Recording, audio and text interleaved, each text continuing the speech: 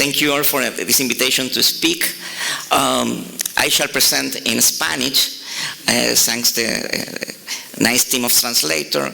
My Spanish is bad, but trust me, you don't want to listen my English. So, la presentación que...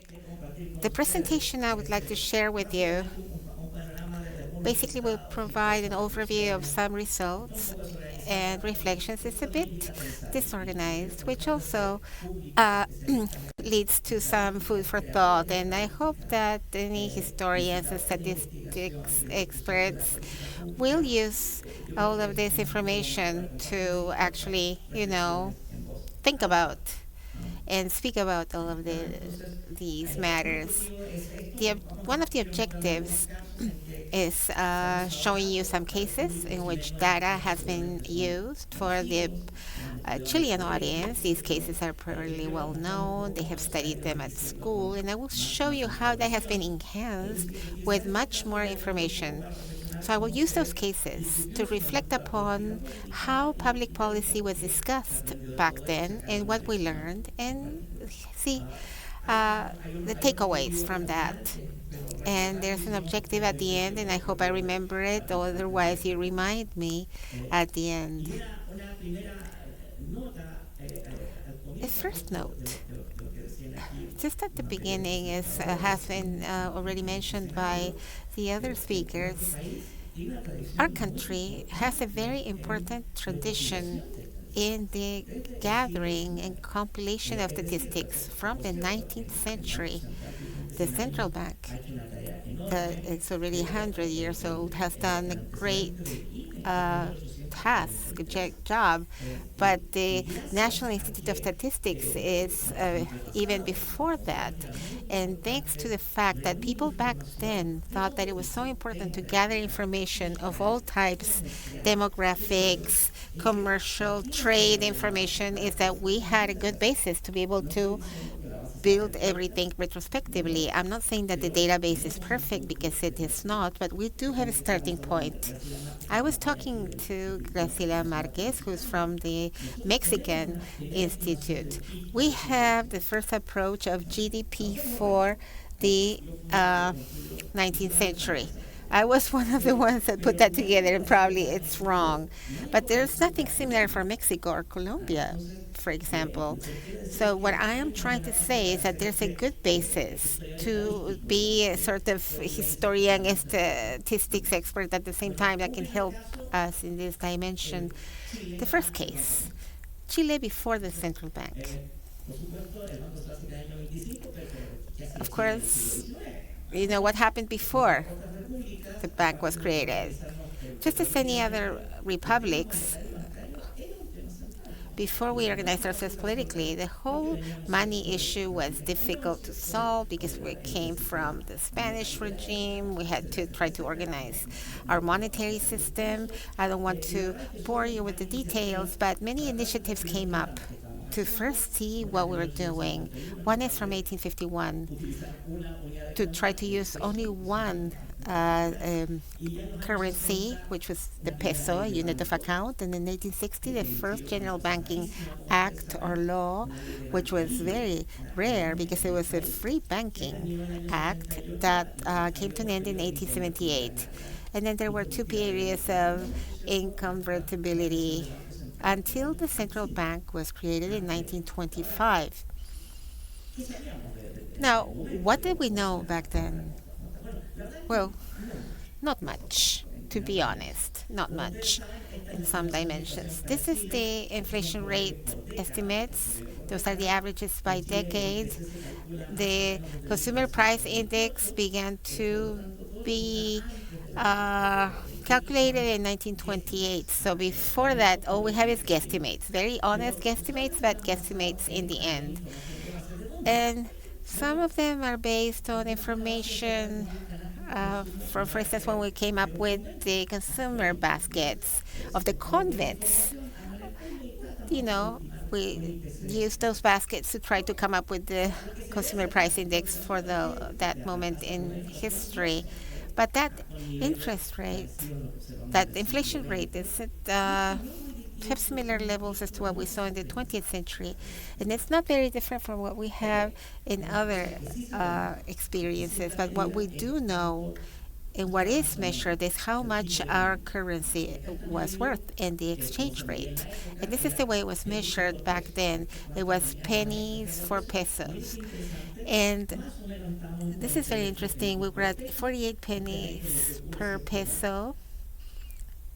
And so you see there's devaluation, depreciation, loss of value of currency until the Central Bank of Chile was created. And as you know, when it was created, it was established that the Chilean peso had to be worth 6 pennies. So that's from 48 to 6. And that is shown there on the graph. So what happened with the banks? Well, very quickly, the banks were created, legal banks, except for some crisis periods. This in the 19th century we had already 25 banks at the end. I was reading in the subway on the way here. The CMF now supervises 18 banks. So we used to have more. But there were two large banks that were the ones that were the most prominent back then. One was the National Bank of Chile, and the other one was the Valparaiso Bank. And between those, they had about 50% of the deposits, and very similar to the loans. Where did we get that information? Well, it was public information from some public records, statistical records, banking records. The Edwards Bank was relatively small, and then at the end, we can see it became a little more relevant. So what we wanted to know was about the loans. It was very complex because there's lots of banking information that was destroyed in 10 years, every 10 years. That's the way it was done back then. This is by Cesar Ros. He tried to do something with this, but there were a lot of contracts from the notary publics where we don't really have a clear idea about the destination of the loan. So this requires further work, evidently, or other sources of information. But we do know the time that the loans were made. Most of them, the time they were 1 year, 2 year loans of these banks, the long-term type of loans. So that gives us food for thought. There were some banks that gave longer loans, but they were housing loans. Case number 2, just to leave the monetary field for a bit, drinking water and sewage.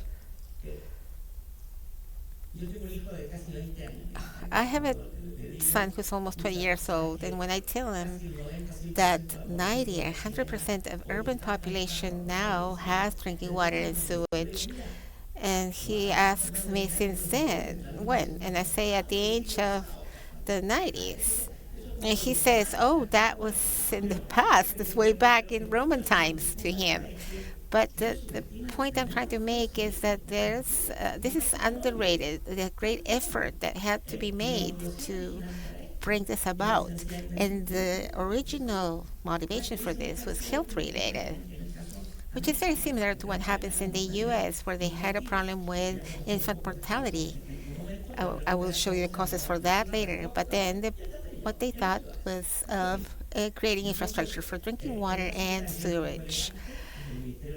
And this is from the Ministry of the Interior, 1863, when the budget was discussed to build the sewage system. The Ministry of the Interior said that is not under our purview. That's what they said. Has to be done by somebody else. And maybe they got rid of that Ministry of the Interior. But then what happened from the 80s on, they began with the first interventions that required information. What cities would be assigned priority? Because resources had to be prioritized. So cities with over 5,000 or 10,000 inhabitants, and which cities are those? Where do people live in Chile? And that required information. These are the mortality rates in Chile and birth and mortality rates. Mortality seems to be on the rise, but it's probably something that maybe is not very clear in the report. But there was high mortality rates. And what were the leading causes of death in the 70s? The, apologies for the graph, but most of them from infectious diseases. That was the main leading cause of mortality. And below, and in those we had typhus, dysenteric diseases, pneumonia, fever, and the death was mostly in the infant population and children. And so they had to establish the urban population. That was an important point. We have a census every 10 years since the 19th century. Once again, we may discuss about the quality, but they are there. They can be reviewed and corrected every 10 years. It required a great effort to actually do that. And the blue line shows the urban population according to each census. But the problem is that the definition changed over time. So sometimes what was urban was not urban in the next census. The red line is an exercise done by a colleague of mine by the name of Wagner. He said, let's take the cities, the most populated ones, the 50 most populated cities in the country in every point in time, and we'll calculate what percentage of the total population is equivalent to that. So with that, we got about 50% in 1960. Only in 1960, we saw that there was 50% of the population lived in those populated cities. So they began to determine the sewage system and the drinking water network. This is by provinces in Chile. When we talk about data, sometimes we think, okay, we'll work with data from Santiago. But Santiago is not the whole country. It's not the whole of Chile. That's an interesting point. Maybe the new technologies will allow us to actually, look at regional data to be able to address regional issues. This is from the 1980s until the 1980s. We have the coverage of drinking water and sewage systems. And this is the last stage where we have about 90% of coverage. As you well know, once this mission ended, the sanitation companies became privatized and then went on to another phase. Case number 3, which is very well known, is the nitrate crisis. It's well known after the war. There's a typo there. It should say nitrate there, not copper. So we controlled basically the whole north because we had the nitrate actually production, and then this was required for fertilizers. And Peru had a lot of success with animal-sourced fertilizers from bird droppings. And we had a very rich mineral deposit producing nitrate. And what's interesting about this is what our country did with the nitrate. Instead of in Bolivia, Peru, the original idea was to create a state-owned company to produce nitrate, but that did not happen in Chile. What Chile did was to have the private sector to get the nitrate, but to apply part of the income, they applied a tax to exports. It's very interesting. So private sector produces, but I charge you a tax for what you export. And thanks to this, we have very good records of fiscal revenues because they wrote everything down, didn't miss anything. And also the movements here. So that is most striking, that the Chilean state consolidated its financing sources via external taxation.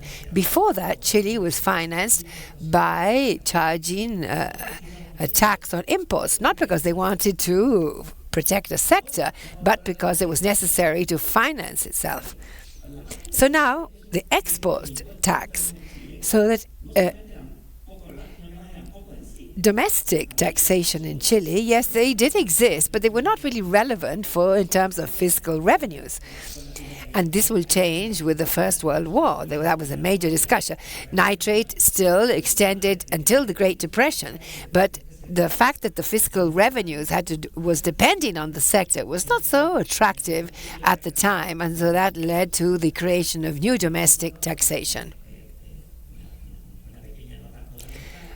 Small mental note. The 20s are of great change in the Chilean economic policy. Not only the central bank appeared, but also this discussion to change fiscal revenues. And how important was nitrate for the rest of the world? Well, there are estimates. This is measured as nitrate 60-70% of the world's supply in the 19th century, and we lost market share in the following decades, and that is another data that was interesting. We didn't know that there was synthetic nitrate. We did not know that we had alternatives. Yes, this was known since 1910. There was an engineer, Alejandro Beltran, saying, look, there is this alternative. It is functional. It's a bit high cost, but it's on the way, and we did nothing. Nothing. It's not that it took us by surprise. No. We were there, standing still. And so that with 80% of our exports at the time was based on nitrate. And so here we have the revenues. This is as a percentage of total revenues, and you can see how the weight of domestic taxation dropped off. Some people really like this graph because it looks like a mouth is wide open, swallowing everything. And that is in fact what happened. Now, that led to a discussion to reform the Chilean tax system. Then income tax came along, the first version of income tax, and modifications to the domestic taxation, which has followed course until to date. Here we have imports. Yellow is nitrate, and this began to lose weight because the domestic taxation increased, income tax, VAT, and so on. So all of that discussion that occurred in 1920 with this phenomenon.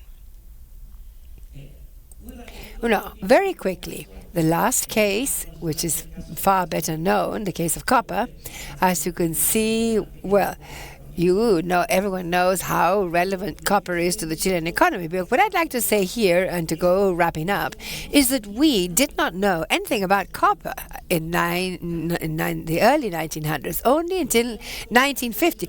Did we produce copper in the 19th century? Yes, but that was lost at some point and was recovered when U.S. companies came to exploit low-grade copper with little technology. But until the 50s, we really didn't know much about copper, and there were a lot of issues.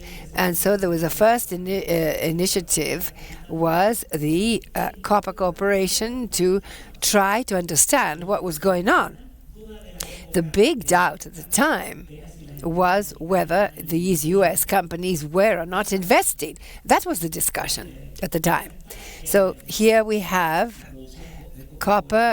Chilean copper production. This was the 19th century. In the 19th century, we had almost 40% of the world copper production was high grade. But that was depleted, and then afterwards, the grade was coming down. But with good new technologies, it's still very profitable. And so this represents copper exports, and almost 60 and around 70. If to that you add nitrate, this is the explanation of Chilean trade in the 19th and 20th century. These two products. And the other side of history, apart from understanding what was going on, and with this I will end, is whether the policies at the time would or not end up in some sort of indemnization. And Chileans know there was a major discussion in this regard because they calculated the indemnization, but they discounted excessive profits, a calculation that it was never very clear where it came from, but led to much trouble. And at the end of the day, that was not paid, and what was normal was paid out. And I apologize for taking a bit longer. These are just a few things. I had a hidden aim that I will revere now. If I showed you this picture, they said, look, isn't it good I could think of this has led me to ask another question. Great, that's the idea. This is ongoing work. It is not yet concluded, and we need to get into asking new questions and getting new information. The logo of the conference is Data for a Smart World, and I would say Data for a Better World. That is President Alessandri in the 1930s. And who's walking next to him? His child that was going to be also the president in this century. Unthinkable, but true.